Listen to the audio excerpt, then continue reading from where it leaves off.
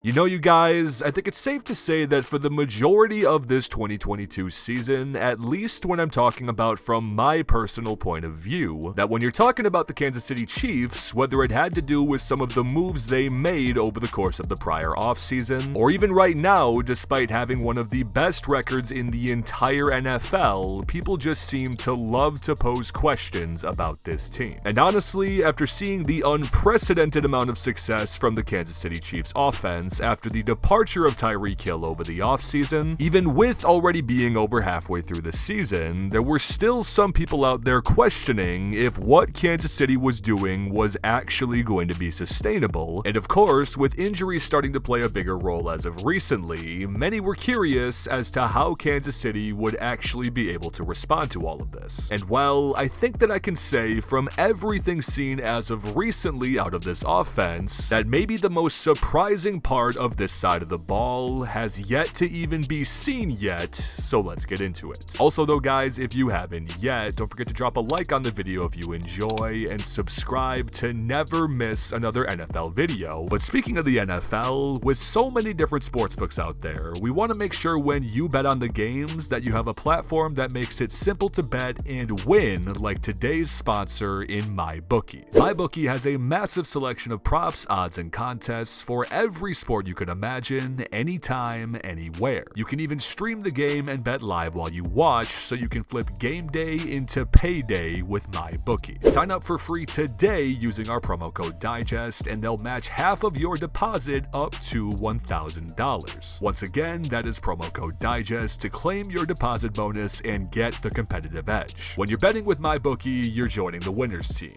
Bet anything, anytime, anywhere with MyBookie. But anyway, to get back on topic with the Kansas City Chiefs, I feel like it's only appropriate to go just a little bit further into detail about the surge of the Kansas City offense this season that was previously mentioned, but with the most crucial part about it being is that it's happening after the departure of what many people around the NFL consider to be the heartbeat of that said offense. And well, I'll just say that considering Kansas City quite literally has the most productive offense through the air at this point into the 2022 season, while I'm obviously not trying to discredit the skill of Tyreek Hill whatsoever with saying this, considering the fact that he also is on a historic pace himself this season, with what's been seen out of the Chiefs thus far just shows how many people excessively underestimated what the capabilities of this KC offense could be with the pieces they had. Because without the Chiefs needing one guy to be the quote-unquote focal point for the offense to operate, we're honestly seeing a more successful all-around balanced attack led by Patrick Mahomes than we've seen from any NFL team for as long as I can remember. But again, you don't need to take my personal opinion for it because the numbers do back this up. But even with some of their new guys this season making pretty substantial impacts in guys like JuJu Smith-Schuster and MVS, and of course along with the veteran Travis Kelce and Mecole Hardman sort of rounding out the first unit of weapons for Patrick Mahomes, while yes, these guys are putting up a majority of the numbers, their production is not necessarily what sets this offense apart from the rest. Because that is simply the fact that I don't think there is a single person on this Kansas City Chiefs depth chart from top to bottom in the wide receiver category that Patrick Mahomes would not trust to throw the ball to in almost any given situation. And I mean, of course, most Kansas City Chiefs fans would probably know, aside from the top four that have been continually mentioned in this video, you also have guys like Justin Watson and rookie Skyy Moore, while at some points it seems that KC's depth is almost too much because of how much you want to see these guys get reps, but when they have done so, they have proven that they are able to step up to the plate when needed. And I know some of you watching have just been waiting to hear this guy's name finally be called, but with the Kansas City Chiefs recently acquiring Kadarius Toney from the New York Giants in return for what in hindsight seems like nothing at this point, could very well put this Kansas City offense over the edge if they weren't already. And I do also know that time will only tell with how well Kadarius Toney actually fits into this KC offense, along with how much he's actually going to be used, etc. But if his early reps in his KC career are any indication of what he is going to be able to bring to the table as a relative fourth or fifth